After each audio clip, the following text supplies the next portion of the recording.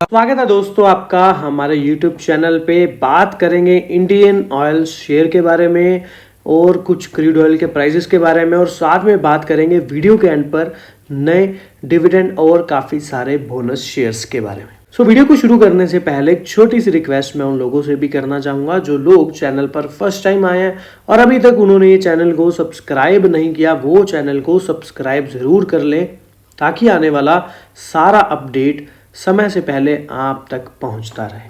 तो फिर शुरू करते हैं आज की ये वीडियो। मैं हूं आपका दोस्त करण, स्वागत है आपका अपने ही चैनल। तो एक बड़ी अपडेट आती हमें नजर आ रही है, और उससे पहले अगर आप हमारे पुराने सब्सक्राइबर हैं तो पहले 5 मिनट वीडियो आपके रहेगा, और वीडियो के एंड में बोनस शेयर्स हैं, डिविडेंड शेयर्स है, वो भी आप देख सकते हैं। जो नए सब्सक्राइबर हैं पूरा वीडियो वॉच कर सकते हैं क्योंकि इसमें इंडियन ऑयल पर डीप एनालिसिस किया हुआ है। तो पॉइंट यहाँ पर यह है कि क्रूड ऑयल की कीमतें आपको पता है ऑयल मार्केटिंग कंपनियों पर बड़ा इंपैक्ट डालती हैं। अगर कम रहती हैं तो ऑयल मार्केटिंग कंपनियों के प्रॉफिटेबल रहने के चांसेस ज़्यादा रहते हैं, और अगर क्रूड ऑयल के प्राइस बढ़ते हैं तो ऑयल मार्केटिंग कंपनियों पर कहीं ना कहीं एक मार्जिन और दबाव बनता नजर आता है। तो क्रूड कीमतों में कभी भी आ सकती है भारी गिरावट। ईरान से आई है सबसे बड़ी खबर। तो यहाँ पर न्यूज एजेंसी ब्लूमबर्ग के खबर के मुताबिक ईरान अमेरिका के साथ अगली दौर की परमाणु बातचीत को रविवार को ओमान में होने वाली है, और उस समय हो रही है जब पश्चिमी एशिया में तनाव जो है लगातार बढ़ रहा है और अमेरिका ईरान संबंध फिर से सुर्खियों में है। इस बैठक का मकसद ईरान के जो परमाणु कार्यक्रम पर आगे की रणनीति तय करना और तनाव को कम करना। पहले भी ओमान को दोनों देशों के बीच गोपनीय बातचीत के लिए एक भरोसेमंद माध्यम माना गया।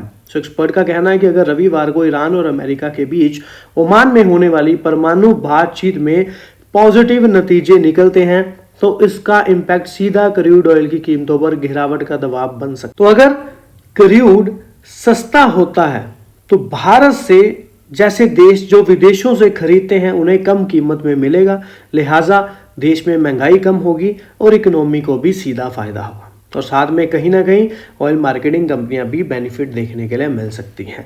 अब इस बैठक का मकसद जो है वो ईरान के परमाणु कार्यक्रम पर आगे की जो रणनीति उसको तय करना और तनाव को कम करना। पहले भी ओमान को दोनों देशों के बीच आपको पता है गोपनीय बातचीत के भरोसेमंद माध्यम माना गया है। ये बैठक जो है ये 15 जून 2025 को होगी। ईरान पर जिससे पाबंदियां हट सकती हैं और ईरान का कच्चे तेल अंतर्राष्ट्रीय बाजार में फिर से आ सकता है। तो ईरान ओपेक देशों में प्रमुख उत्पादक है जो रोजाना लाखों बैरल उत्पाद की क्षमता रखता है। तेल की सप्लाई बढ़ेगी, लिहाजा जब तेल की सप्लाई ज्यादा होगी और मांग स्थिर रहती है तो कीमतें गिरती हैं। ट्रेडर्स और निवेशक पहले से कीमतों में गिरावट को प्राइस इन कर सकते हैं। बातचीत के तुरंत बाद भी क्रूड कीमतों में तुरंत गिरावट देखने को मिल सकती है। तनाव बना रहेगा। ईरान पर अमेरिका प्रतिबंध जारी रहेंगे, सप्लाई में कोई राहत नहीं मिलेगी। मिडिल ईस्ट में तनाव से सप्लाई रिस्क बढ़ जाएगा या कीमतों को ऊपर की ओर भी धकेल सकता। ऐसा तब होता है अगर बातचीत विफल रहती है या टलती है। तो ब्रेंट अभी 60 से $70 प्रति बैरल के दायरे में ट्रेड कर रहा है। अगर 70 से अबव निकलता है तो ऑयल मार्केटिंग कंपनियों के लिए कहीं ना कहीं अच्छी बात तो नहीं है। अगर 60 से नीचे निकलता है तो वेल एंड गुड है, क्योंकि ब्रेंट $60 प्रति बैरल के नीचे भी जा सकता है अगर डील नहीं हो। तो भू राजनीतिक तनाव बढ़ता तो फिर से $70 प्रति बैरल के पार भी जा सकता है। दोनों चीजें ही फिलहाल देखने के लिए मिल रही हैं।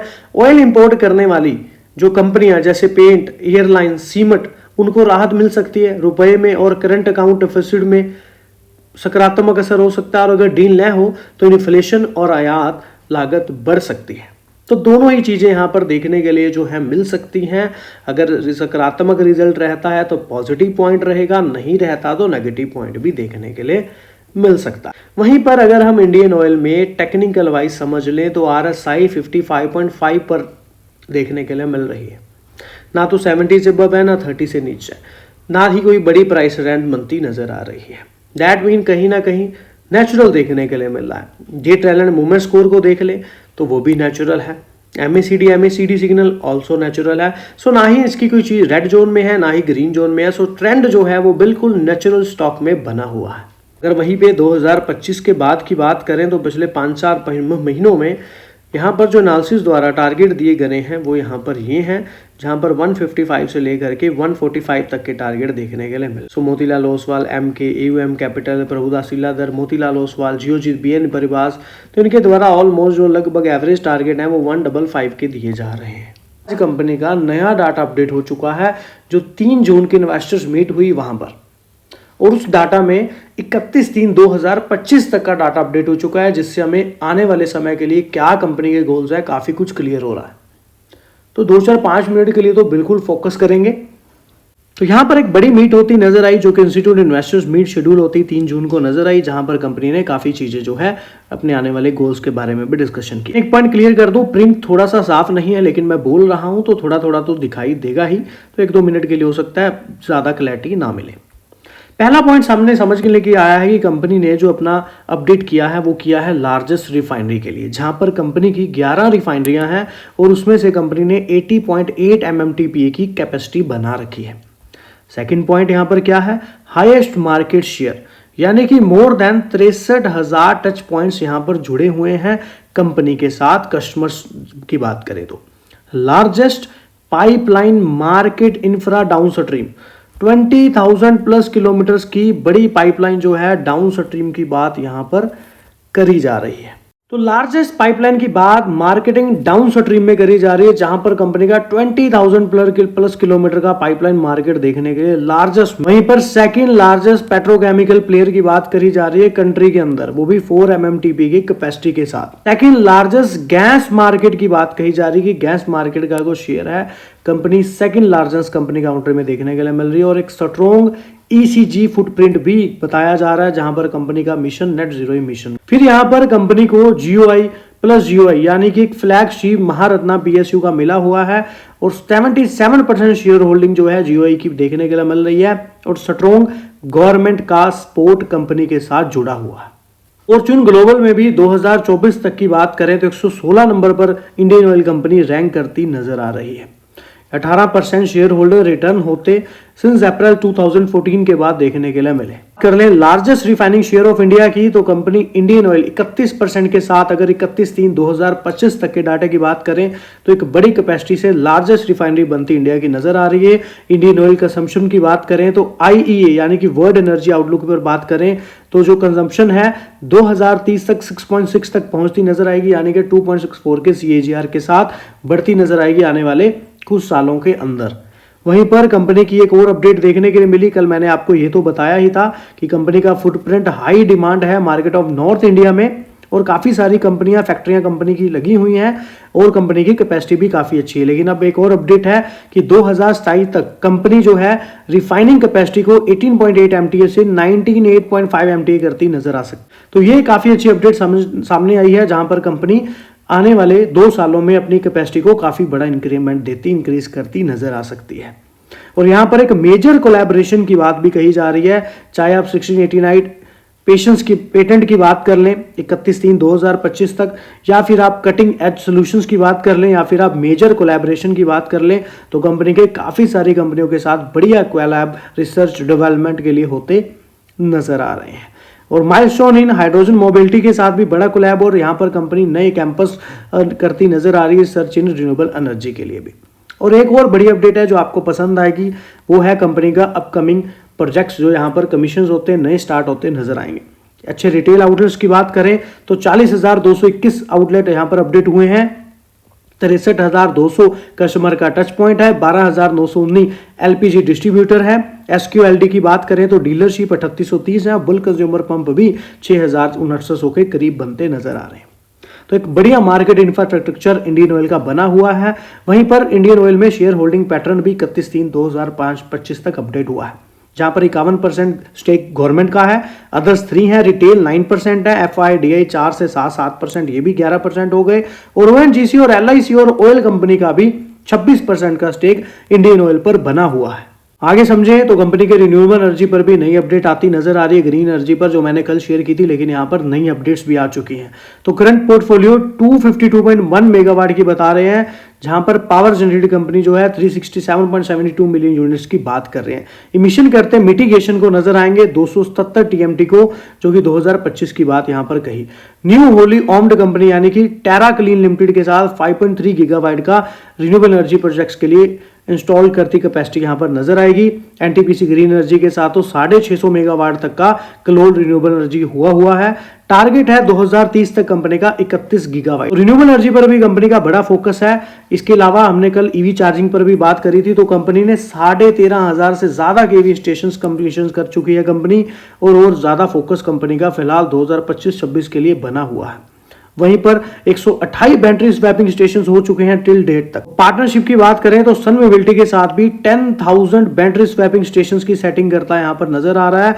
LION बैटरी की बात करें तो 2031 तक 5 गीगावाट की कैपेसिटी की बात मेकिंग यहां पर करती नजर आएगी।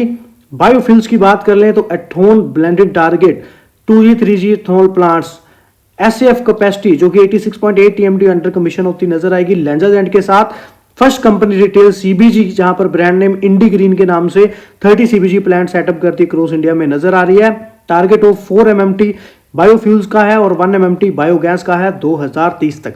और कंट्री की largest KTPA green hydrogen electrolyse based facility Panipat refinery में बनती नजर आएगी।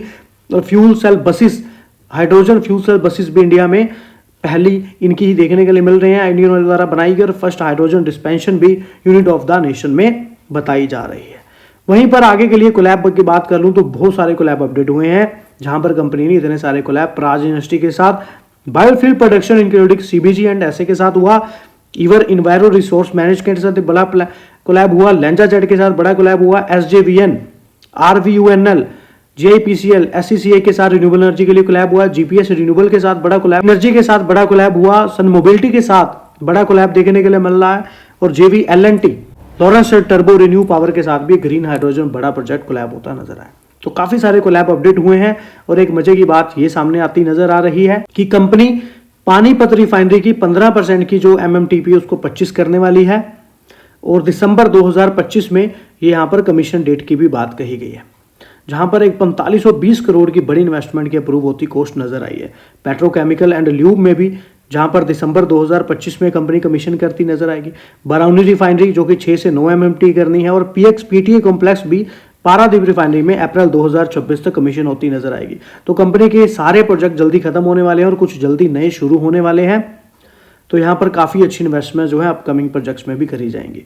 और ये हैं इंडियन ऑयल के काफ़ी सारे ब्रांड्स हैं, जैसे कि Servo 40, Indi green, auto gas, Indane, Servo extra तेज, proper, XP100, XP95, Indi green, काफ़ी सारे प्रोजेक्ट्स हैं। इसके अलावा भी कुछ एनालिसिस हैं IDBI कैपिटल के, ब्रिज LMS ग्लोबल सिक्योरिटीज के सौरभ जैन और रैली गियर ब्रोकिंग के जीत मिश्रा NDT प्रॉफिट के साथ, जो कि है अपने विचार साझा करते नजर आए हैं।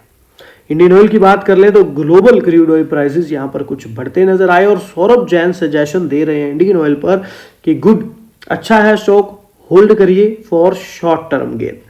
और वैल्यूएशंस भी स्टॉक की यहाँ पर लो है, जो कि मैं रेगुलर आपके साथ डिस्कस करता ही हूँ अकॉर्डिंग टू PE रेशो, कि वैल्यूएशंस के अकॉर्डिंग स्टॉक फिलहाल महंगा नहीं देखने के लिए मिल रहा, और वही चीज इनके द्वारा यहाँ पर बताई जा रही है। यहाँ पर इंडियन ऑयल दिसंबर तक अपनी पानीपत गुजरात रिफाइनरी का जो विस्तार है वो पूरा कर लेगा। इंडियन ऑयल कॉर्पोरेशन लिमिटेड यानी कि IOCL ने मंडे को कहा कि तेल विपणन कंपनियां वित्त वर्ष 26 में लगभग $4 बिलियन का पूंजीगत व्यय करने की योजना बना रही हैं। बहुत बड़ी अमाउंट की बात जो है यहाँ पर करी जा रही है। जो वित्त वर्ष 25 में जो पूंजीगत व्यय था, जो निवेश था या पूंजीगत जब व्यय था, वो $3.71 बिलियन या कहें कि 31,000 करोड़ से अधिक है। यहाँ पर देखें तो यहाँ पर निवेशकों के समक्ष जो प्रस्तुतिकरण IOCL ने यह भी कहा है कि उसका लक्ष्य दिसंबर 2 प्रमुख रिफाइनरियां हैं उसको विस्तार परियोजनाओं को चालू करना है, जिसमें पानीपत रिफाइनरी में 10 मिलियन टन प्रति वर्ष क्षमता विस्तार और संबंध परियोजनाएं शामिल है। तो कहने का मीन एक नई चीज जो है यहाँ पर देखने के लिए मिलेगी, जहां पर विस्तार किया जा रहा है क्षमता का। और हरियाणा के पानीपत में भी जो रिफाइनरी है, जिसको 2021 में मंजूरी मिली थी, जिसे इसकी 15 मिलियन मीट्रिक टन प्रति वर्ष क्षमता बढ़ाकर 25 MTPA हो जाएगी। और अगर कुल स्वीकृत की लागत की बात करें तो $4.5 बिलियन। पानीपत में भी परियोजना का लगभग 84% तो पूरा हो चुका है, जो ओडिशा के पारादीप के साथ साथ IOCL की सबसे बड़ी परियोजना है।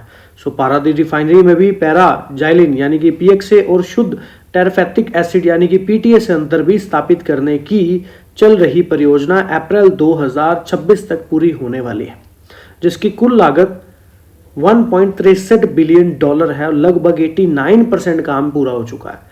दैट मीन कि ये इतनी बड़ी इन्वेस्टमेंट्स कंटिन्यूसली इन चीज़ों पर की जा रही है और ये जो प्रोजेक्ट हैं शुरू होने का भी समय बताया जा रहा है लगभग। रुद्रा बंदरगाह से पानीपत रिफाइनरी तक जो कच्चे तेल को ले जाने वाली एक नई पाइपलाइन भी दिसंबर तक पूरी होने वाली है और गुजरात के वडोदरा में भी रिफाइनरी में IOCL की पेट्रोकेमिकल और ल्यूब एकीकरण परियोजना भी दिसंबर तक पूरा होने की उम्मीद है।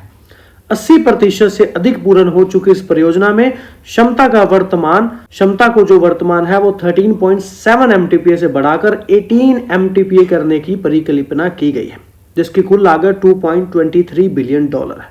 दैट मीन कुल मिलाकर के अगर सारे को जोड़े तो काफी बड़ी इन्वेस्टमेंट हमारे सामने आ रही है, जो यहाँ पर धीरे धीरे की जा रही है। और तो और यहाँ पर समझें तो यहाँ पर पॉइंट ये है कि अगर कोई भी कंपनी अपनी क्षमता को बढ़ाती है तो उसका मतलब काफी अच्छा रहता है, क्योंकि देखिए जब कंपनी अपनी कैपेसिटी को बढ़ाती है तो उससे कंपनी का काम ज्यादा बढ़ता है। ज्यादा बढ़ने के साथ साथ कंपनी का रेवेन्यू में और प्रॉफिट में दोनों में ही फर्क देखने के लिए मिल जाता है। बाकी यहाँ पर क्रूड ऑयल के प्राइसेस बहुत मैटर करते हैं और फिर पेट्रोल डीजल के दाम भी मैटर करते हैं। इसके अलावा देखें तो IOCL ने यह भी कहा है कि वित्त वर्ष 26 के पूंजीगत व्यय का लगभग 50% तो रिफाइनरी उन्नयन परियोजनाओं के लिए निर्धारित है, जैसे कि विपणन, पेट्रोकेमिकल, पाइपलाइन का स्थान है। जो बाकी राशि बचेगी उसको उद्यमों और गैस में इक्विटी निवेश के लिए जाएगी। केयर एज की भी रिपोर्ट में बताया गया है कि वित्त वर्ष 25 के पहले जो 9 महीनों में कंपनी ने 28,000 करोड़ रुपए का पूंजीगत व्यय किया, जबकि वित्त वर्ष 2025 के लिए 35,000 करोड़ रुपए के पूंजीगत व्यय अनुमानित है। सो अगले 2 से 3 वर्षों में इसमें किस स्तर पर प्रति वर्ष 30-35 हजार करोड़ रुपए का पूंजीगत व्यय होने की उम्मीद है। केयर एज की रिपोर्ट में ऐसा कहना है। सो काफी अच्छी अपडेट इंडियन ऑयल में हमें देखने के लिए मिल रही है। अगर यहाँ पर जल्दी से काम कंप्लीट होता है, जो भी डेट्स दी हुई हैं उस पर काम शुरू होता है, तो आगे चल के इंडियन ऑयल पर एक अच्छा सिनेरियो बनता नजर आ सकता है। बाकी जैसे कि मैंने आपको पहले भी कहा, देश की स्थितियां बहुत मैटर करती हैं, क्रूड ऑयल के प्राइस बहुत डिपेंड करते हैं, मार्केट में क्या सेंटीमेंट है, सारी ही चीजें जो है देख के ही चलनी पड़ती हैं। तो IBA के साथ एक बड़ी कोलैबोरेशन होती नजर आई इंडियन ऑयल की, जहां पर डेवलप किया जाएगा bio energy, bio hydrogen sector. तो भारतीय बायोगैस एसोसिएशन ने रविवार को कहा कि उसने जैव ऊर्जा और जैव हाइड्रोजन क्षेत्र के विकास के लिए Indian oil corporation limited IOCL के साथ एक समझौता ज्ञापन पर हस्ताक्षर किए। ये बयान में कहा गया है कि सहयोग का उद्देश्य दोनों संगठनों के बीच तालमेल के आधार पर जैव ऊर्जा क्षेत्र का विकास और विस्तार करना है। सहयोग में IOCL और IBA दोनों संस्थाएं आपसी पहल का सपोर्ट करती हैं और एक ज्ञान केंद्र भी बनाए जाएंगे और भारत में जैव ईंधन उद्योग को विस्तार को बढ़ावा देने के लिए प्रौद्योगिक बुनियादी ढांचे और कुशल कार्यबल जैसे संस्थान भी आवंटित करेंगे। मतलब कि फ्यूचर यहाँ पर हमें इन्वेस्टमेंट्स देखने के लिए मिल सकती हैं। दोनों पक्ष ज्ञान केंद्र विकसित करने के लिए विधायकों, व्यापार अधिकारियों, उद्योग जगत के लोगों और थिंक टैंकों के साथ सक्रिय रूप से बात भी करेंगे। एक पॉइंट और समझे तो IBA जो है यहाँ पर पहले से ही कई मंत्रालयों के साथ मिलकर बायोगैस, बायो CNG, नवीकरणीय ऊर्जा क्षेत्रों को सपोर्ट देने वाले नियम बनाने के लिए काम कर रहा है।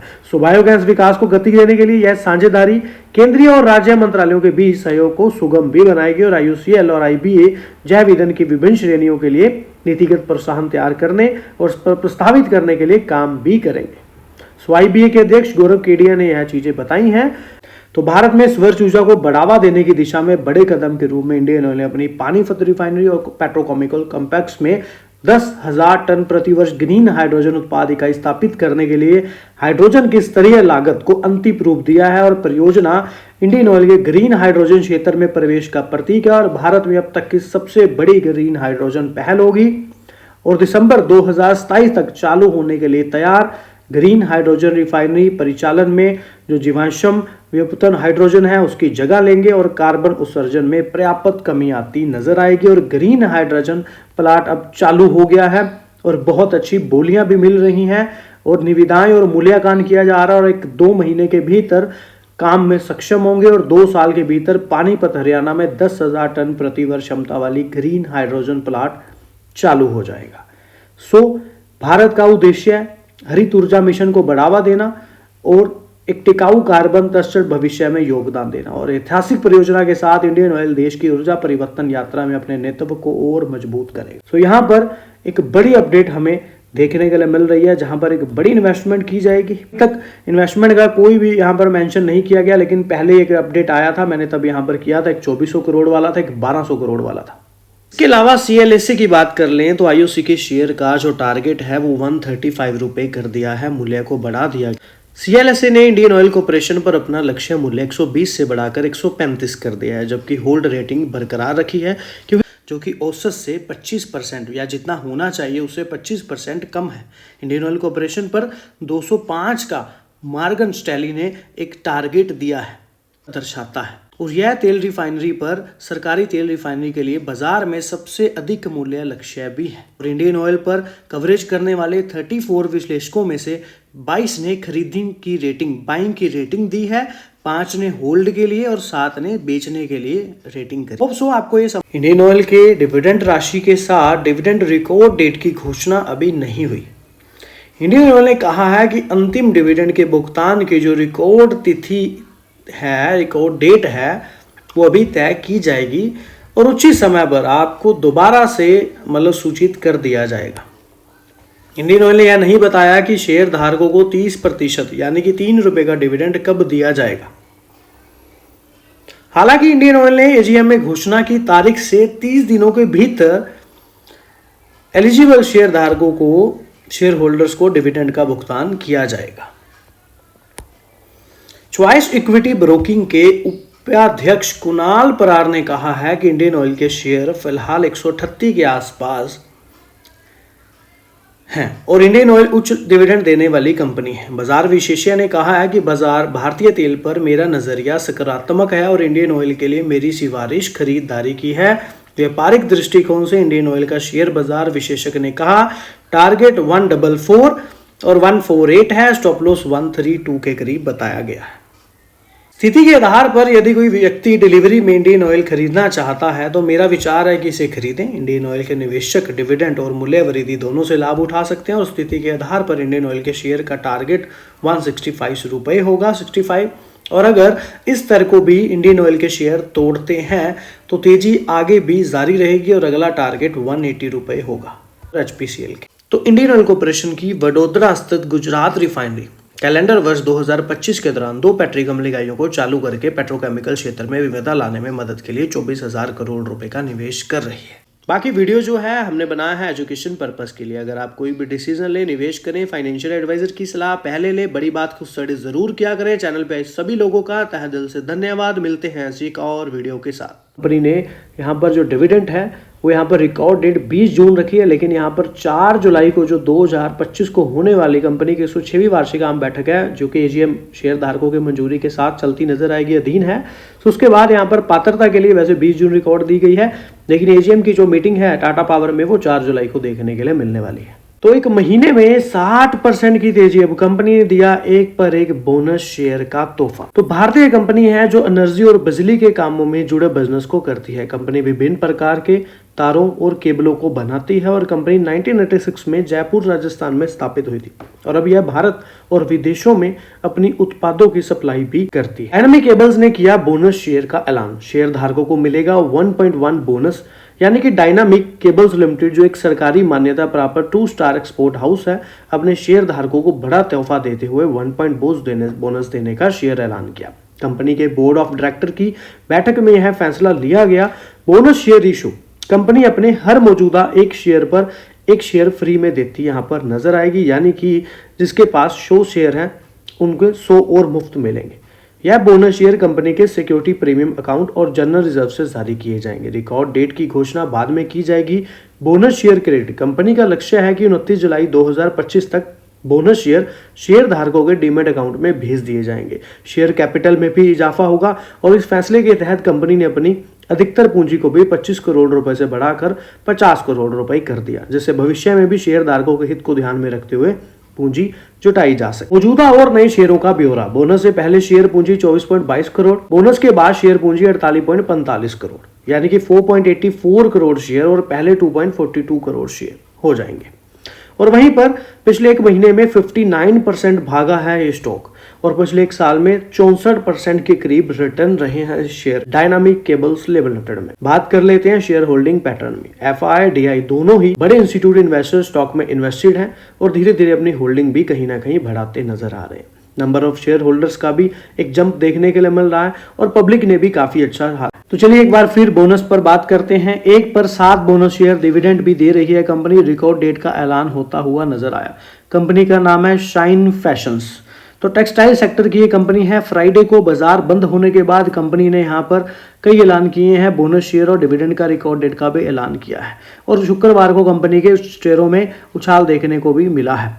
3% की ज्यादा सी बढ़त देखने के लिए मिली कंपनी की। फ्राइडे की जो बात करें और 6 जून की यानी कि, तो कंपनी ने शेयर बाजार को जानकारी दी कि उसने बोनस इशू के लिए 4 जुलाई की यानी कि अगले महीने की रिकॉर्ड डेट 4 जुलाई की तय हुई है। निवेशकों के पास मौजूदा 5 रुपए के फेस वैल्यू, हर शेयर पर 5 रुपए के फेस वैल्यू पर 7 बोनस शेयर देने जा रही है, यानी कि बोनस के पास निवेशक के हर शेयर बढ़कर कुल 8 शेयर हो जाएंगे। और इसके साथ ही कंपनी ने शुक्रवार यानी कि 4 जुलाई को डिविडेंड की रिकॉर्ड डेट भी तय कर दी है, जहां पर 0.12.5 मतलब कि 0.125 रुपए का जो डिविडेंड है यहाँ पर देखने के लिए मिलने वाला है। और तो और कंपनी का मार्च तिमाही का मुनाफा भी 40% बढ़कर 47 करोड़ तक पहुंच गया है।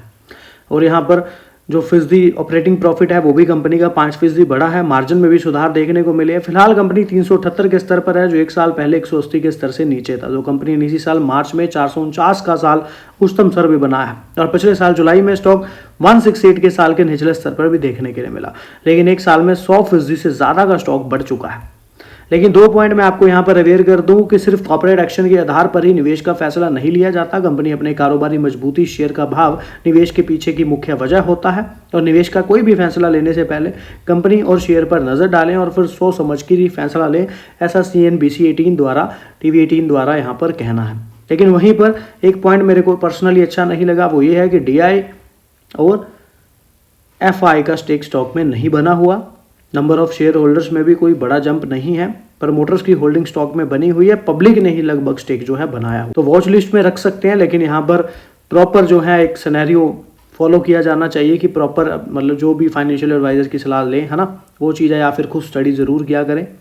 तो बात कर लेते हैं यहाँ पर बोनस और स्प्लिट शेयर के बारे में। एक के बदले मिलेंगे 15 शेयर और इस कंपनी ने किया बोनस के साथ स्प्लिट का ऐलान। GTV इंजीनियरिंग कंपनी की बात हम यहाँ पर कर रहे हैं, जो कंपनी एक के बदले 15 शेयर देती नजर आ सकती है। इंडस्ट्रियल प्रोडक्ट सेगमेंट की कंपनी GTV इंजीनियरिंग शनिवार को बैठक में नतीजों की जानकारी के साथ शेयर बाजार के साथ साझा की। बोनस इशू और स्टॉक स्प्लिट दोनों का ऐलान एक साथ किया। BSE पर X ग्रुप का हिस्सा है और ASM स्टेज 1 में भी शामिल है। सो फ्राइडे के दिन भी 2% की बढ़त के साथ स्टॉक बंद हुआ। स्टॉक पिछले साल अक्टूबर के अपने निचले स्तर से 170% बढ़ चुका है। शेयर बाजार को भेजी जानकारी के मुताबिक शनिवार 7 जून को हुई बोर्ड बैठक में कंपनी के बोर्ड ने कई प्रस्तावों पर विचार और मंजूरी दी, जहां पर हमें बोनस और स्प्लिट दोनों की ही मंजूरी देखने के लिए मिलती है, जो बोर्ड द्वारा दी गई है। इसके तहत 10 के जो फेस वैल्यू वाला शेयर है 2-2 रुपए के फेस वैल्यू में बन जाएगा, यानी कि हर शेयर 5 शेयर में बंट जाएगा, यानी कि आपका एक शेयर 5 शेयर में हो जाएगा। और उसी के बाद कंपनी साथ ही बोर्ड ने 2.1 के रेशो से बोनस को भी मंजूरी दे दी है, यानी कि हर एक शेयर पर 2 बोनस शेयर दिए जाएंगे। यानी बोनस और स्प्लिट लागू होने के बाद निवेशकों के पास एक स्टॉक पर 15 स्टॉक में बदल जाएगा। पहले एक स्टॉक 5 स्टॉक में बदलेगा, फिर उन 5 स्टॉक पर 10 बोनस शेयर जारी होंगे, यानी कि कुल 15 शेयर हो जाएंगे। डिविडेंड और बोनस शेयर रिकॉर्ड डेट का ऐलान आने वाले समय में किया जाएगा। देखा जाए तो बोनस और डिविडेंड नहीं, यहाँ पर स्प्लिट की बात कही जाए। और इसी के साथ इन फैसलों को लागू करने से पहले शेयर धारकों की मंजूरी ली जाएगी, जो कि AGM की मीटिंग में शेयर धारकों के फैसलों के अधीन है। लेकिन वहीं पर अगर इस स्टॉक में शेयर होल्डिंग पैटर्न देखें तो यहाँ पर पब्लिक का स्टेक है और प्रमोटर का स्टेक है। FII का स्टेक 0.06% बना था दिसंबर तक, लेकिन मार्च क्वार्टर में वो भी नील होता नजर आया। कुछ नंबर ऑफ शेयर होल्डर्स में जंप आया। सो ऑल ओवर देखा जाए तो FII DI दोनों ही स्टॉक पर इन्वेस्टेड फिलहाल नहीं है, जो कि एक अच्छी बात तो पर्सनली नहीं है कि हाँ कहीं की एक पॉजिटिव पॉइंट रहता है कि FOI DI दोनों इंटरेस्टेड हैं स्टॉक में, तो ऐसा अभी नहीं है। बाकी स्टॉक पर आप नज़र रख सकते हैं, वॉच कर सकते हैं और अपने फाइनेंशियल एडवाइजर की मदद से स्टॉक में जो भी डिसीजन ले सकते हैं।